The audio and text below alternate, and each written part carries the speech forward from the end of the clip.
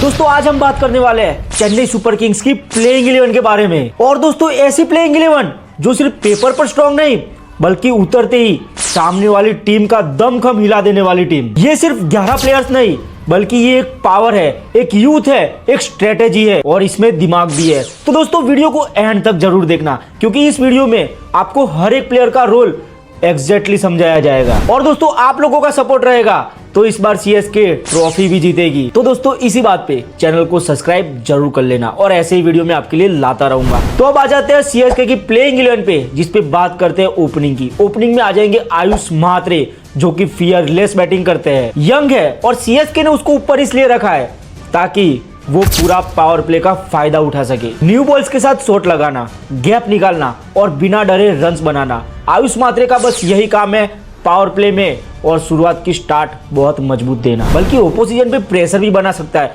5-6 over में अगर 45 से 60 रन आ गए आयुष म्हात्रे के बल्ले से तो भाई समझ लो कि मैच सीएसके के पाले में ही है। उसके साथ या फिर उसके आसपास उर्विल पटेल जैसी पार्टनरशिप, उर्विल पटेल जैसा ऑप्शन सीएसके के लिए एक स्मार्ट मूव है। ये वो प्लेयर है जो सिचुएशन के साथ अपना रोल बदल सकता है, कभी एंकर बन सकता है, कभी एग्रेसिव खेल सकता है और भाई कभी विकेट कीपिंग भी कर सकता है। अगर फ्लेक्सिबिलिटी की जरूरत पड़ी तो सब में काम लग सकता है। अब आते हैं इस टीम के बैकबोन पे, ऋतुराज गायकवाड़। लीडर भी है, कैप्टन भी है और रन मशीन भी है। ऋतुराज का काम सिर्फ रन्स बनाना नहीं है बल्कि इनिंग्स को संभालना है, क्रीज पर खड़े रहना है। अगर विकेट गिर जाए ना तो ऋतुराज गायकवाड़ वहां टिका रहना चाहिए। जब मोमेंटम बनाना हो ना तो स्ट्राइक रेट भी बढ़ाता है ये बंदा। आईपीएल में 40+ एवरेज और लगभग हर सीजन के अंदर कंसिस्टेंट परफॉर्मेंस। ये बंदा साइलेंट किलर है, चेपॉक हो या फिर अवे मैचेस, भाई हर जगह ये बंदा रन मारने में कभी पीछे नहीं पड़ता। नंबर 4 पर अगर संजू सैमसन जैसा प्लेयर आ रहा हो तो समझ लो कि सीएसके ने लग्जरी स्क्वाड बनाई है। संजू का रोल बिल्कुल क्लियर है,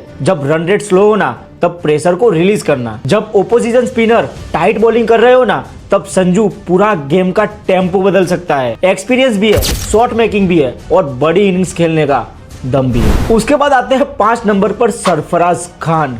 ये बंदा भले ही लाइमलाइट में ना दिखे लेकिन जब सेट होता है ना भाई तो ये बंदा बॉलर्स की लाइन लेंथ सब भूल जाता है। इसको बस इतना पता है कि बॉल आ रहा है और उसको बाउंड्री तक पहुंचाना है। मिडल ओवर्स में सरफराज का काम सिर्फ इतना है, सिंगल डबल को बाउंड्रीज के साथ मिक्स करना। अगर सीएसके 10 ओवर में ही 120 रन के आसपास पहुंच जाती है तो भाई समझ लो कि सरफराज ने अपना काम कर दिया है। फिर आता है शिवम दुबे और भाई समझ लो कि यहीं से ही सीएसके की पावर हिटिंग शुरू होती है। लेफ्ट हैंडेड, लंबा कट और सीधा साइड स्क्रीनिंग से ऊपर जाने वाली हिटिंग। स्पिन आई तो दुबे का वेलकम होता है।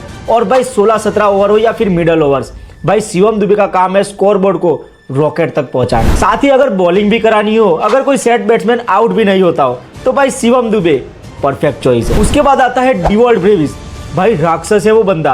अगर 10 बॉल में ही पूरी मैच पलटनी हो ना तो डिवॉल्ट ब्रेविस के अलावा और कोई कर ही नहीं सकता। इसको क्रीज पर टाइम नहीं चाहिए, आते ही बॉलर्स पर अटैक। सीएसके ने ब्रेविस को इसलिए अपनी टीम में रखा है क्योंकि जब भी सीएसके के हाथ से मैच निकलता दिखे तो एक स्टॉर्म आए और मैच को वापस लेके आए। यंग है, फियरलेस है और बिग स्टेज का प्रेशर झेलना भी जानता है। और फिर एमएस धोनी, भाई नाम ही काफी है यार। एमएस धोनी का रोल सिर्फ फिनिशिंग का नहीं है, ये सीएसके का इंश्योरेंस है। जब मैच क्लोज हो, जब 12 बॉल में 25 चाहिए हो तो धोनी डगआउट पे नहीं बल्कि धोनी क्रीज पे होना चाहिए। और सिर्फ बैटिंग ही नहीं, बॉलिंग चेंजेस, फील्डिंग प्लेसमेंट सब कुछ धोनी के अंडर ही होता है। पूरी टीम का बैलेंस धोनी के अराउंड घूमता है और ये फैक्टर है जो सीएसके को सबसे अलग बनाता है। बॉलिंग की बात करें तो राहुल जैसा लेग स्पिनर मिडल ओवर्स में होना, भाई ये गोल्ड जैसा है। जब बैट्समैन सेट होता है तब राहुल चहर फ्लाइट, गुगली और अपने पेस वेरिएशन से भाई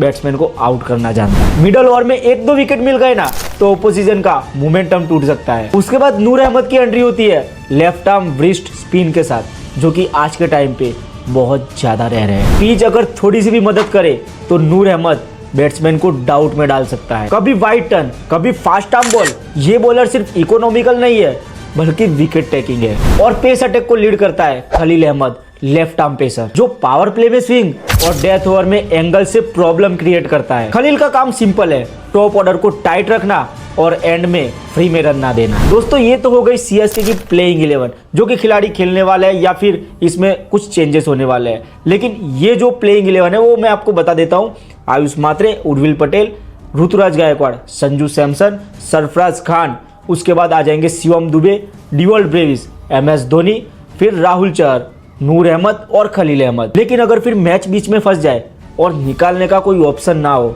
तब आते हैं इम्पैक्ट प्लेयर, और इम्पैक्ट प्लेयर हमको वहां से मैच निकाल के देते हैं। क्योंकि कुछ सॉल्यूशन ऐसे होते हैं मैच के अंदर जो सिर्फ किसी और खिलाड़ी पर निर्भर होते हैं, और वो खिलाड़ी अगर हमारी प्लेइंग 11 में नहीं है तो उसको इम्पैक्ट प्लेयर में से बुलाया जाता है कि आ और यहाँ से हमको मैच निकाल के दे। अब आता है इम्पैक्ट प्लेयर की लिस्ट पे जो CSK को और भी ज्यादा डेंजरस बनाता है। अगर CSK को स्पिन और फिनिशिंग की जरूरत पड़ी तो वहां पे प्रशांत वीर का यूज किया जाएगा। अगर सिर्फ पावर हिटिंग चाहिए तो कार्तिक शर्मा परफेक्ट है भाई। अगर एक्स्ट्रा ऑलराउंडर बैलेंस चाहिए तो अंशुल कंबोज वहां पे जगह ले सकता है। डेथ ओवर में अगर पेस का प्रेशर बनाना हो तो हमारे पास death over specialist Nathan Ellis भी मौजूद है, और मुकेश चौधरी जैसा एक्सपीरियंस बॉलर बैकअप में होना ये CSK की स्ट्रेंथ दिखाता है। ओवरऑल देखा जाए ना तो CSK की प्लेइंग 11 सिर्फ नामों से नहीं बल्कि अपने रोल से स्ट्रॉन्ग है। हर प्लेयर को पता है कि उसको क्या करना है, और जब रोल क्लियर होना तो ट्रॉफी आने में देर नहीं लगती। अगर तुम CSK फैन हो तो ये टीम तुम्हें कॉन्फिडेंस देगी, और अगर तुम ओपोजिशन में हो तो भाई तुम्हारी टेंशन पक्की है। और दोस्तों मैं आप लोगों को थैंक यू कहना चाहता हूँ, क्योंकि आप लोगों के सपोर्ट से आज जब मैं वीडियो ये बना रहा हूँ, अपलोड नहीं बना रहा हूँ ना, उस दिन भाई मेरा मोनेटाइज हो गया है यूट्यूब चैनल। तो थैंक यू दोस्तों उसके लिए, और भाई ऐसे ही मुझे सपोर्ट करते रहो, और ऐसे ही मैं आपके लिए अब नए नए वीडियोस लाता रहूंगा हर टॉपिक पे। और अगला वीडियो आपको कौन से टॉपिक पे चाहिए मुझे कमेंट में लिख के जरूर बताना, और आपकी प्लेइंग 11 कौन सी होगी वो भी मुझे कमेंट में लिख के बताना। और दोस्तों मेरी प्लेइंग 11 आपको कैसी लगती है वो भी आप मुझे कमेंट में लिख के बताना, और वीडियो को लाइक जरूर कर लेना, और चैनल को सब्सक्राइब कर लेना, बेल नोटिफिकेशन को ऑन कर लेना, ताकि मेरे ऐसे ही आने वाले वीडियोस आपको सबसे पहले देखने को मिले। तब तक के लिए मिलते हैं दूसरे वीडियो में। बाय बाय, जय हिंद।